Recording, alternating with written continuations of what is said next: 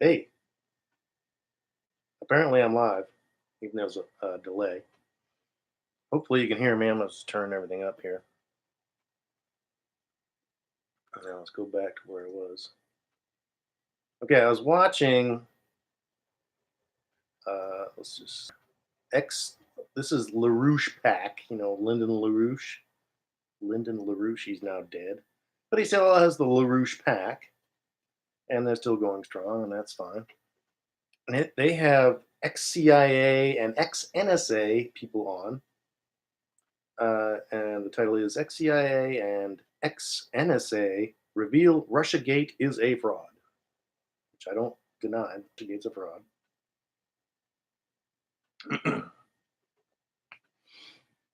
And they go through their big point is that the download from the DNC couldn't have been a hack from Russia because of the metadata indicated that it was physically put onto a thumb drive or some sort of disk or whatever at the DNC and then physically mailed to uh, physically taken to in some manner to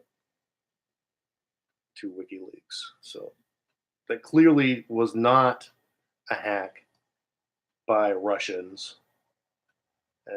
So Donald Trump knows it because one of these guys, I think it was either Bill Binney or the other character on here, talked to Pompeo himself about it. So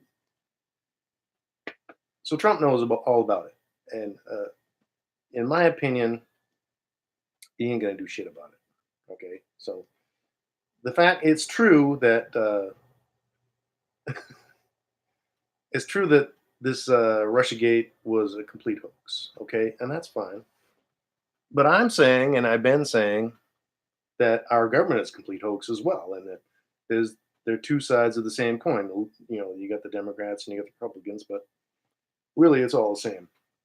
And they're just trying to keep us entertained and keep us believing that if we vote in the right person as president, then it's all going to go great. After all this fucking deep state is going to go away because we're going to get the right guy or woman in to clean up all the shit. But in reality, the deep state is putting these people in and making them look like saviors, and then in the end, they do nothing, and so we just have to vote for a new savior and hope that works. So it's continual hope after hope after hope. Hopefully, it works at some point. Okay, so I scrolled down. I like to check out the comments to see if there's anybody with any sense, because everybody's like, "Oh yeah, Trump's going to clean up the house and whatnot," and some people made some good points. Okay, here's one. Let's see if this is it. Yeah, RussiaGate is a red herring to distract from interstate cross-check. I don't know what that is, and other bipartisan election fraud that put Trump into the White House. Now, in my opinion, like I said, he was selected, not elected, just like every other president was selected. So let's continue on. The notion that the deep state, which put Trump into office, that's what I just said, is plotting a coup against their own sock puppet is laughable, is as laughable as Russiagate itself. Meanwhile, you get these so-called experts with no clue that this is what's really happening. But whatever, they're experts. Apparently, they know everything, and yet somehow they miss this. It's laughable. Both are political theater to distract the public. Like I just said, it's entertainment, and hopefully, it keeps you involved in their political system. Clinton, I'm still reading here. Clinton was so serious about winning that she cheated Sanders out of the nomination, but didn't bother campaigning in key states like Michigan and Wisconsin. Oh, she really wanted to win, but she didn't want to win that bad. Pull the other one, he says. Pull the other leg. If lock her up Trump had a shred of integrity, he and the Republicans, who controlled both houses of Congress, would have pursued the Podesta emails and Seth Rich murder. Instead, he shuts the door with the Clintons are good people. Now, I've said all this before. Okay, so I just like seeing somebody else out here with a you know with a thinking cap on as I scratch my head. To think one side of this corrupt coin is better than the other is ludicrous. How about locking up Donald Trump and Bill Clinton with their pal Jeffrey Epstein with their pedophile escapades, for their pedophile escapades? All right, so these people are disgusting. But oh no, one of them's our savior, so let him look for that. Curious that the finger is pointed at numerous countries in this video, but not Israel. Now he goes on the Israel's thing, which is fine. But I'm not going to make this about Israel. And he mentions 9/11 and that, it's a great day for Israel, says Benjamin Netanyahu. In what day did he say that? 9/11/2001. Okay. So yeah, there's an Israel connection for sure. But that's not what this is about. This is about how fake, not only how fake the Russiagate thing is, but also how fake, the ensuing Spygate thing is going to be. Right? It's just going to be, they're going to take us from one end of the election to the next, the start of the next, to the end of his term. There's one start from the start of the term to the end of the term with just bullshit. That's what it's going to be. And then we have someone on the other side of the coin here. Someone, that last person was from the middle of the coin, like I am.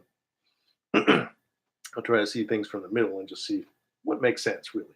What does this really make sense? And so, but there's someone from the left side of the coin,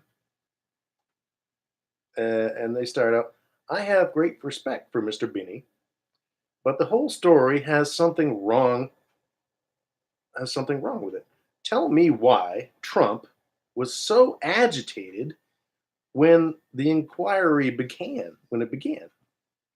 I don't know if you remember, but supposedly he said, "Oh my God, I'm fucked," when the Mueller probe was initiated. Okay, and this is her again. If he was not guilty, he would say, "Do whatever you want. Let me know the conclusion." Now I agree 100%. If he was not guilty, that's what he would say. And he would not try to obstruct, right, the investigation. Just go, whatever, because I know I'm innocent, right? And at this late date, we know that he was innocent. So why did he say, "Oh my God, I'm fucked"? Unless it's all fake, and him saying that is fake, right? It's a teaser for the Democrats. That's my opinion. That yeah, it's fake. It wasn't going to go anywhere, but they got to keep teasing the Democrats along with obstruction. It's keeping people involved, like I said before, keeping you invested in the political game, hoping that you're going to get your side in, and everything will be solved, which has never happened. Hasn't happened yet. It's been a long time. So that was a good point, even by someone who is completely one-sided. I don't believe, yeah, if he was innocent, that's what he would say.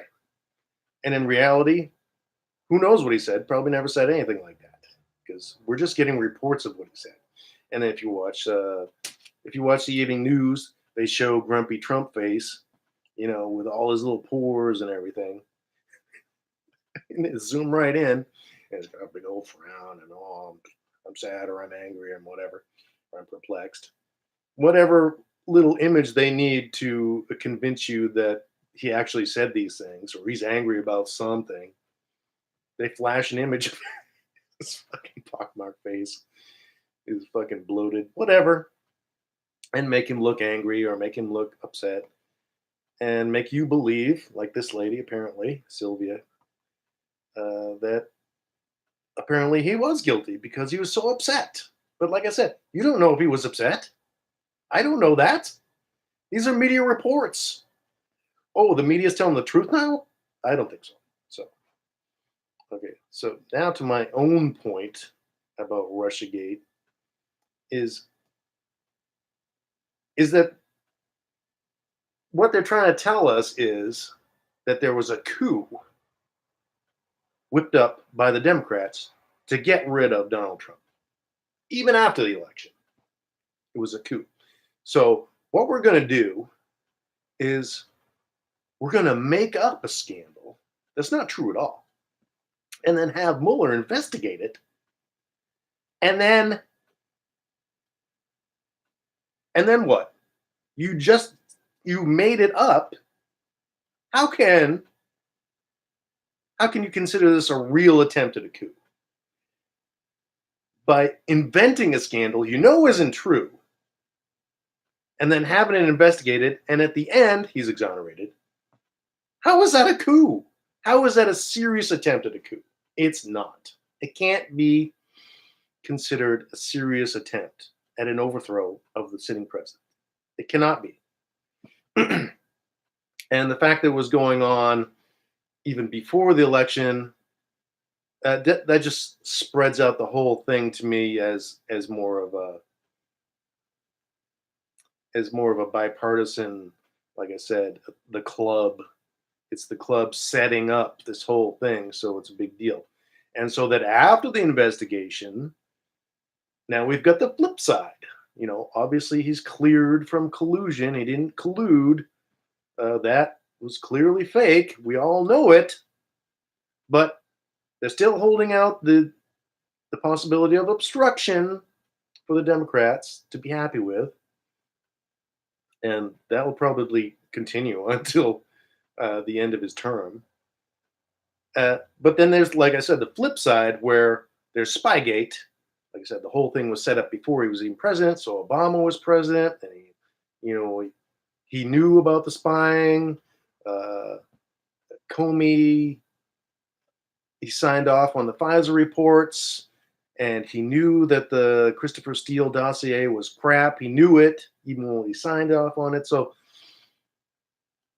in my opinion, just like nothing happened with Russiagate, really nothing's going to happen with Spygate. It's just going to be turmoil, and then we'll have another election, and then then it'll start again. It doesn't matter who's president. It really doesn't matter. In my opinion, I think Donald Trump is not going to run again. I never, I didn't think he was going to. Like, almost as soon as he was elected, he announced his campaign for the presidency in 2020. And that kind of struck me as like, really? Didn't we all assume he was going to run? Why did he have to like start his campaign immediately? It almost to me sounds like he's trying to convince us that, hey, really, I'm going to run. But really, he's probably not going to run. Probably never was. Like I said, these elections are all pre-planned, so that was his little thing to keep his supporters going. Oh yeah, for sure I'm gonna run. You know, but in reality, he's probably not going to run. In any case, whether he runs or not, whether he's supposed to be reselected, it doesn't matter. We still have a fake presidency in a fake government in a fake democracy. So that's what we got. So enjoy that. How do I stop this? Okay, good day.